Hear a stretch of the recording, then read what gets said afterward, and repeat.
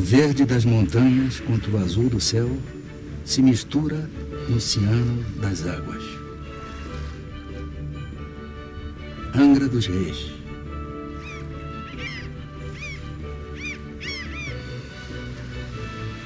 Angra é uma dádiva do mar.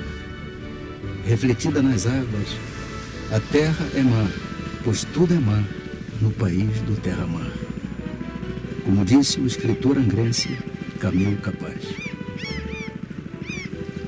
Este programa previa a construção em Angra dos Reis de um porto militar e previa, além disso, que a Vickers Armstrong, que construiria toda aquela esquadra que seria encomendada pelo programa Júlio Noronha, teria o direito de fazer em Angra dos Reis, em Jacuacanga, um arsenal de marinha.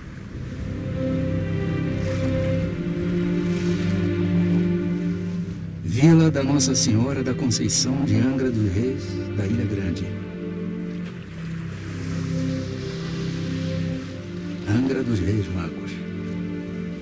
Assim como os Reis Magos levaram incenso, ouro e mirra para o menino Jesus, por Angra escoavam o açúcar, o ouro e o café das Minas Gerais e do Sul Fluminense, como dádivas da colônia aos reis de Portugal. A descoberta de Angra se perde nas brumas das lendas e nas teias dos mitos. Suas pedras revelam sonhos concretos e realizações imaginárias. Brotam histórias de sereias, piratas e tesouros. Em Angra, o mar é entrada e saída, princípio e fim, alegria e tristeza, opulência, decadência, novo tempo. Sob a proteção desse espesso véu azul, na escuridão de suas profundezas, escondem-se os cacos, vestígios, as ruínas, restos de história, esperanças de novas formas de vida. Hoje, Angra tem suas bases econômicas no turismo, no comércio, na pesca, na agricultura e em algumas indústrias.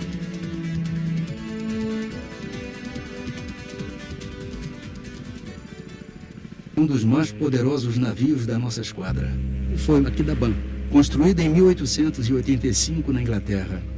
Tinha como armamento 10 canhões, 15 metralhadoras e 5 portinholas para torpedos. Seu poder de fogo tinha limitações mesmo para a época.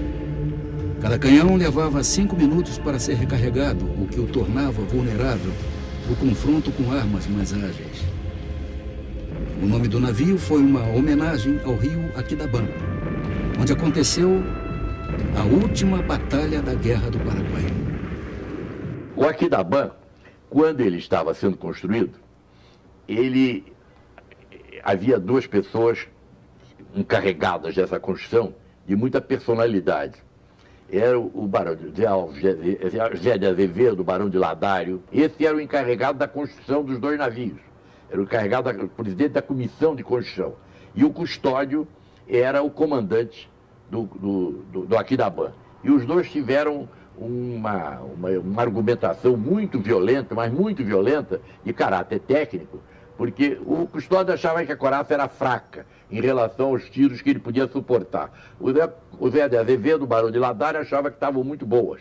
De maneira que, então, houve uma discussão tremenda, que o Ladário ganhou, porque, como presidente da comissão, ele acabou impondo os pontos de vista dele, e o custódio, que era também um homem que não guardava muitas palavras, disse assim: então isso aqui vai ser um encoraçado de papelão. A couraça do Aquidauã tinha 28 centímetros, enquanto em outros encoraçados a espessura era de 40 centímetros. Depois de passar pelo ciclo da industrialização, preparando-se para o 3º milênio, surgem na cidade projetos pioneiros de pesquisas e de preservação do meio ambiente. Um desses projetos é o acompanhamento da qualidade das águas da Bahia. Com coletas periódicas, são realizados 3 tipos de análise: química, biológica e radiológica. A análise química das águas. é por vezes dificultada pela descarga ilegal dos navios e pelo reduzido número de estações de tratamento dos esgotos que atingem a baía. Mas é esta análise constante, associada à monitoração biológica e radiológica, que permite registrar a certeza de que o funcionamento da usina nuclear, nos últimos 20 anos, não alterou a qualidade das águas do mar de Angra dos Reis.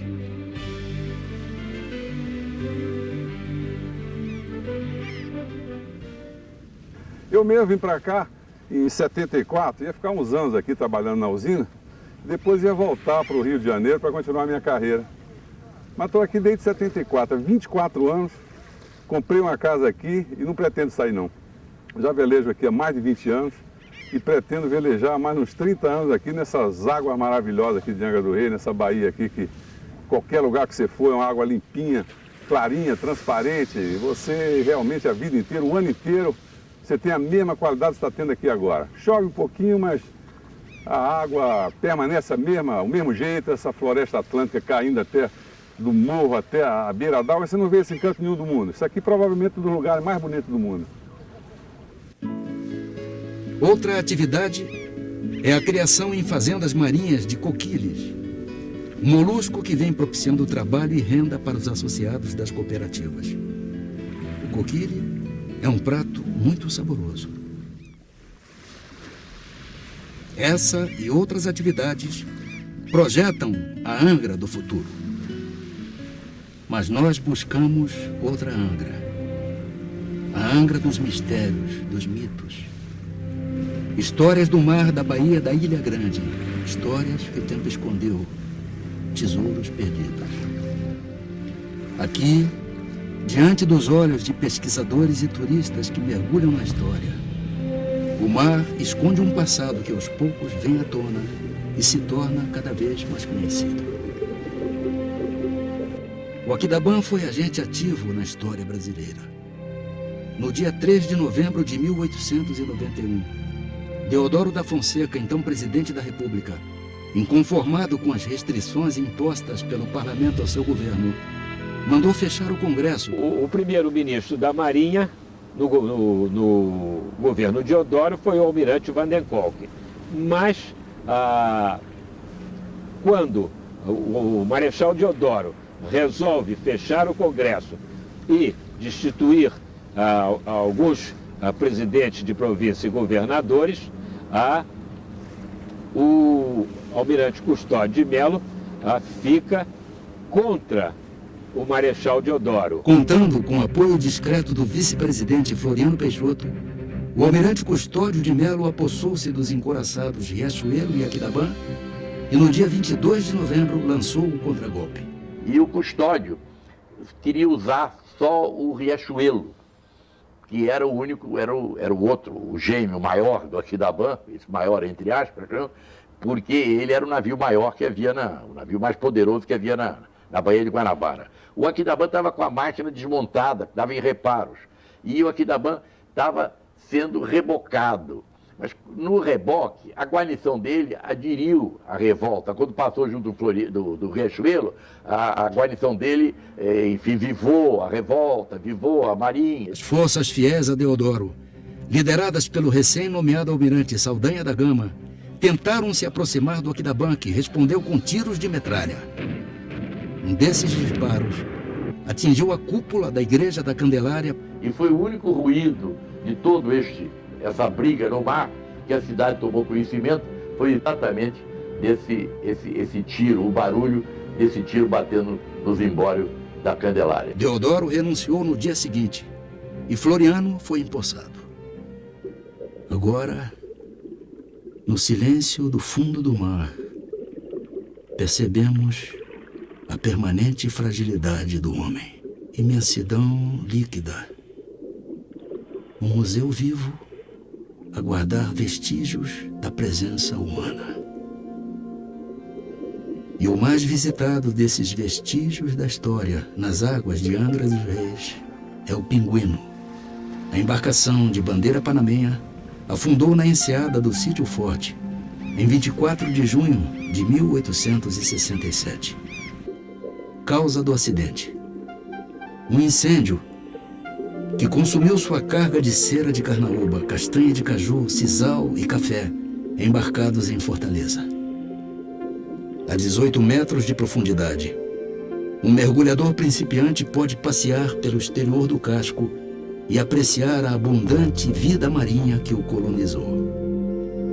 O mergulhador veterano pode se aventurar a entrar no navio através dos porões e casarios e observar o cenário submarino.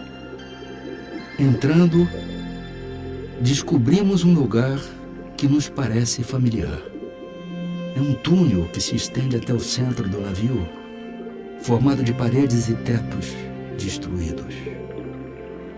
Prosseguindo, entramos lentamente na sala de máquinas. Tudo tem aparência de trabalhos feitos pelo homem. Aqui estão suas máquinas corroídas, as quase irreconhecíveis correntes, cordas e cilindros. Saindo da sala de máquinas, passamos entre um convés despedaçado e uma escada enterrada na areia. Nestas cargas derramadas, neste caco despedaçado, reside uma metáfora da jornada humana, dos infortúnios que nos ameaçam. Os mistérios de Angra vêm desde a sua descoberta.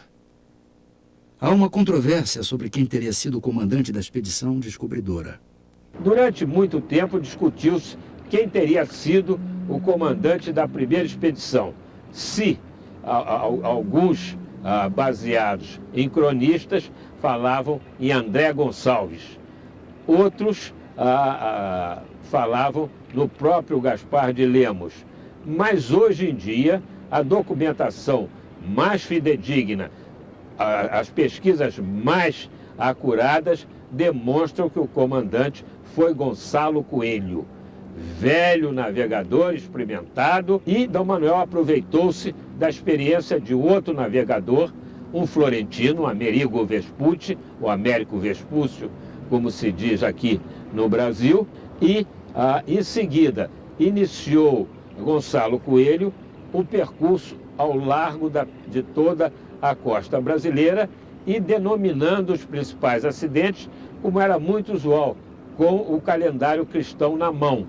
Angra dos Reis, então, foi descoberto no dia 6 de janeiro de 1502, portanto, o dia de Reis. Na época do descobrimento, Angra era ocupada pelos índios tupinambás, também chamados de tamoios. Seu chefe, Cunhambebe, era aliado dos franceses e combatia os portugueses. Com a ocupação da região em 1593, os portugueses fundaram Vila Velha, de frente à ilha da Jipoia, e aos poucos expulsaram os nativos. 5 anos depois, o povoado transferiu-se para o local onde hoje está a Angra que conhecemos. Nos primeiros anos da vila, aconteceram inúmeros ataques de corsários. Um barco português foi queimado e afundado pelos ingleses diante da Jipoia. A situação geográfica tornou Angra dos Reis ponto de passagem obrigatória para os viajantes que se dirigiam à capitania de São Vicente. Mas o arquipélago facilitava a atuação dos piratas que se refugiavam entre as ilhas da Bahia. O constante ataque dos bucaneiros obrigou os portugueses a construírem 2 fortes, um no Outeiro do Carmo, em 1726, e outro na Ponta de São Bento, 1793. Deles, dos fortes, nada resta. Um dos corsários foi Ducler, que atacou o Rio de Janeiro pela Marambaia. Alguns de seus navios ancorados aqui na Baía da Ilha Grande bombardearam a cidade e atingiram o convento São Bernardino de Sena. Continuando a fazer história, o Aquidauã se viu envolvido em outra rebelião, a revolta da Armada, ocorrida em 1893, quando se deu nova crise política, dessa vez com a demissão do ministro da Marinha, Custódio de Melo. Inconformados com a medida e opostos ao governo de Floriano Peixoto, oficiais da Marinha convocaram o ex-ministro para chefiar o levante. Quando arrebentou a revolta da Armada, o governo, na previsão de coisa parecida, tinha mandado o Riachuelo para o estrangeiro, para fazer um reparo em Toulon, na França. De maneira que o Capitânia, o navio maior que havia na Baía de Guanabara, era o Aquidauban. Esse Aquidauban mesmo, ele estava inutilizado, porque o Floriano tinha mandado retirar uma peça da bomba dele e guardado no palácio. A ideia era guardar no palácio para ninguém encontrar. Mas um oficial de máquinas do Aquidauban conseguiu improvisar essa peça, e essa peça foi utilizada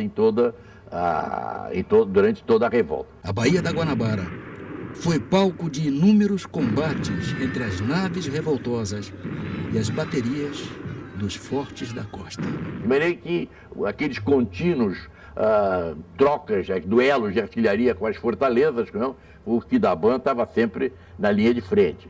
Não? E o bombardeio da cidade mesmo houve muito pouco. Os revoltosos não tinham coragem de bombardear o Rio de Janeiro, inclusive as famílias deles estavam no Rio de Janeiro, e eles perderiam a moral completamente. E houve a intervenção estrangeira, que tinham navios de 7 nações no Brasil, no Rio de Janeiro. Na época, eles interfeririam se não fosse obedecido. É claro que o governo aceitou inicialmente essas determinações porque estava ganhando tempo. Criou-se, então, uma pacificação provisória, um alívio estratégico. O governo armou o Morro do Castelo e convocou o almirante reformado Jerônimo Gonçalves para organizar uma esquadra florianista adquirida nos Estados Unidos e Europa. O convento, bombardeado no passado pelos corsários, foi construído no estilo da arquitetura franciscana do século XVIII. Por muito tempo esteve abandonado, mas hoje está sendo reformado. Outro monumento histórico notável é o Convento do Carmo, construído em 1602, com suas 2 igrejas. Poucos prédios podem se comparar a ele em harmonia de formas. A igreja de Santa Luzia foi o primeiro reduto da fé angrense. A matriz de Nossa Senhora da Conceição teve sua construção iniciada em 1626 e terminada um século depois. A Igreja da Lapa, de 1752, foi transformada no Museu de Arte Sacra de Angra. Da mesma época são ainda a Igreja de Mambucaba e a Igrejinha do Bonfim. Todos esses monumentos religiosos históricos da cidade e outros espalhados no território do nosso município não expressam apenas a religiosidade, o sentimento de fé do nosso povo e a riqueza do seu proprietário. Expressam, sobretudo, o trabalho de gente humilde, a maioria escravo, que os construiu. Quando esses monumentos foram construídos, a nossa riqueza escoava pelo caminho do ouro. A ganância era tanta que alguns galeões eram atacados antes de sair da barra. Conta a história que alguns galeões eram afundados ainda durante as pilhagens. Alguns vestígios nos mostram hoje como era rico aquele nosso período. Por exemplo, xícaras, talheres, que são encontrados em alguns galeões afundados na Bahia. Do ciclo do café, o chafariz da saudade, que fica no Mercado do Peixe, é uma recordação da passagem do imperador Pedro II pela cidade. Outros chafarizes antigos são o da Carioca e o Marquês de Herval. Outros símbolos da riqueza do passado são as sedes das fazendas, construídas quando Angra era o segundo porto do Brasil em exportação de café. A opulência, extraída do trabalho escravo, atraiu as artes e a cultura europeia para Angra. Eram comuns à época espetáculos dos melhores cantores estrangeiros nos teatros da cidade.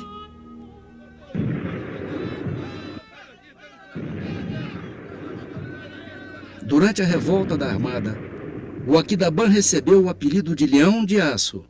O Aquidabã, que era o navio mais poderoso, forçou duas vezes a barra do Rio de Janeiro sob fogo das fortalezas e conseguiu nas duas sair, entrar e tornar a sair, mesmo debaixo do fogo das fortalezas.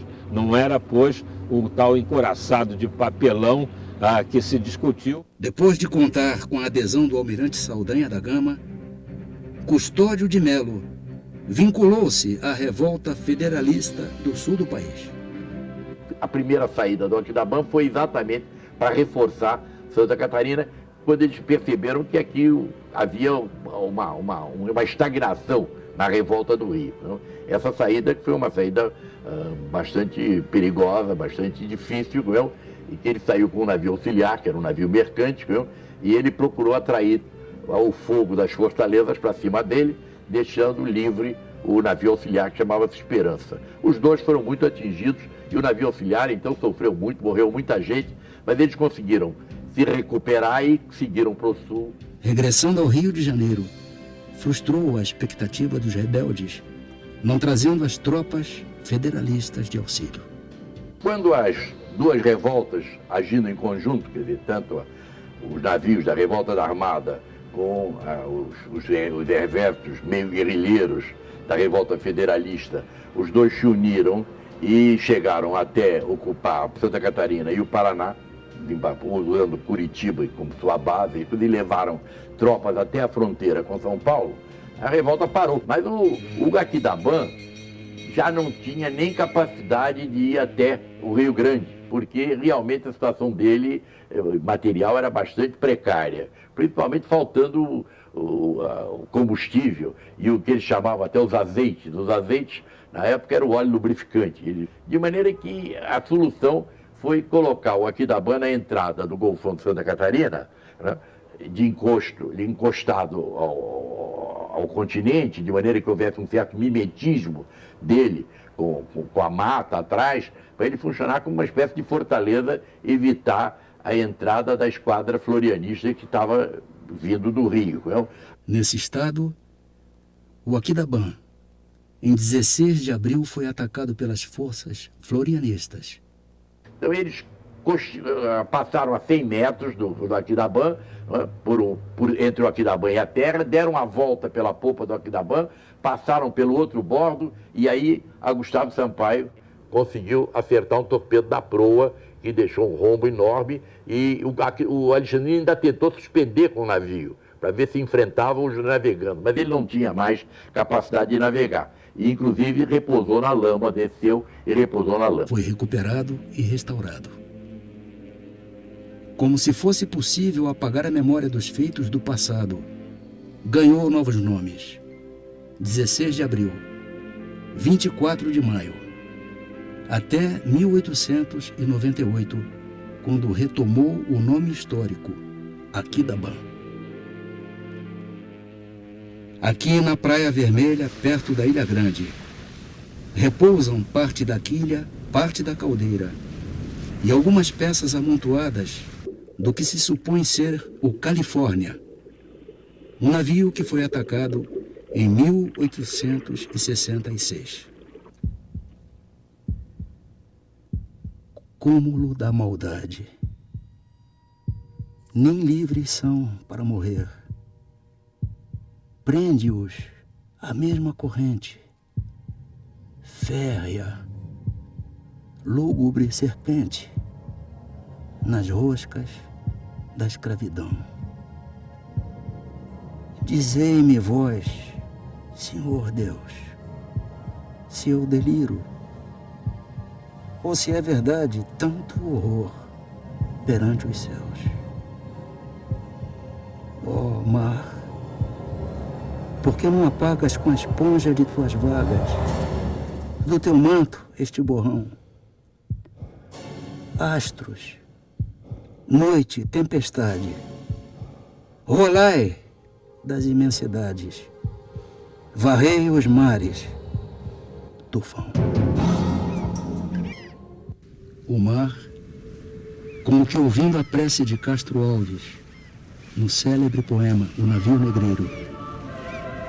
Imaginando os sofrimentos de sua carga humana, pelo menos neste caso fez justiça. Liberou as almas acorrentadas para o paraíso e aprisionou as almas livres no purgatório azul. Eu não acredito, mas o pessoal antigo conta que um dos marinheiros do encouraçado Aquidabã ameaçou dar um tiro na igrejinha de Monsuaba e o castigo veio do céu. O naufrágio mais espetacular e trágico foi o do encouraçado Aquidabã, no dia 21 de janeiro de 1906. Nele morreram 223 pessoas e 98 ficaram feridas.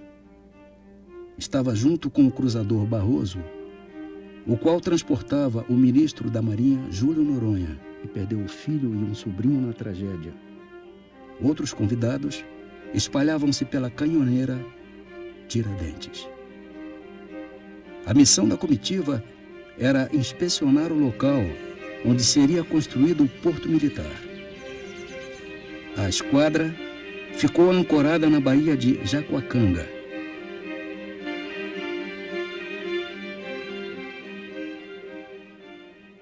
Eu ia com meu pai, sempre que ele mergulhava no Aquidabã, eu ajudava a virar a bomba que dá o ar para o escafandro. E ele foi o primeiro mergulhador civil a mergulhar no Aquidabã. Em 1940, de imediato logo tomei contato com o Aquidabã, porque naquela ocasião, alguns escafandristas iam lá no Aquidabã para retirar peças. Isso me chocava bastante. Apesar da minha pouca idade, 5 anos, eu já tinha enraizado em mim que tudo aquilo que está dentro das águas deve continuar nas águas. Não se deve lançar absolutamente nada nos mares. E dele só se deve retirar as boas imagens e as excelentes lembranças dos momentos que ali nós vivemos. O que resta do equipamento é essa chave que apertava as porcas do capacete e esse sapato. Às 22 horas e 45 minutos, começou a tragédia. De súbito ouviu-se uma surda detonação.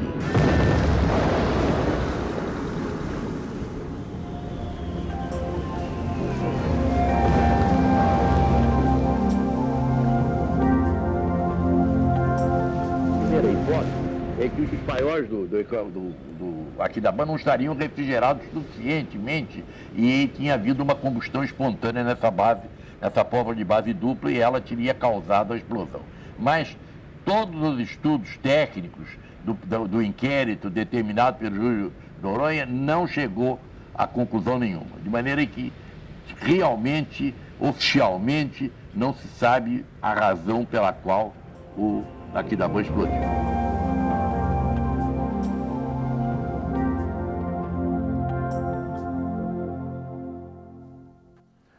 O afundamento do Aquidabã coroou todo o seu êxito, porque foi graças a essa perda que a Baía da Ilha Grande conseguiu ser a maravilha que é até hoje.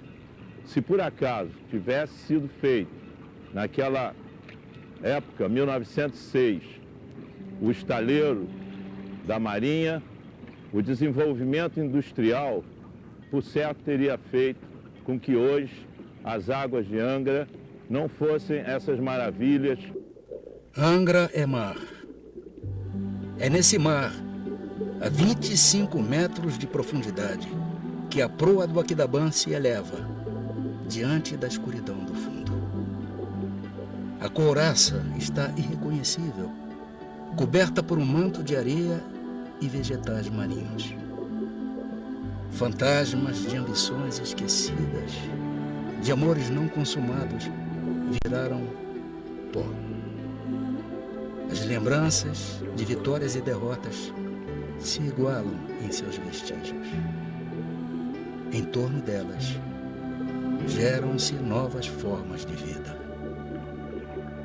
Ela germina sobre os restos da catástrofe, criando jardins em destroços, com flores cobrindo ruínas. Um recanto de paz. Novas criaturas vão aos poucos, transformando o resultado de ambições e desavenças do passado em obras de arte da natureza, teias bordadas, muitas cores e fiapos de vida. Nos restos do Aquidabã está presente o infatigável trabalho da natureza. Reciclar a vida do mar, de Angra e de sua gente.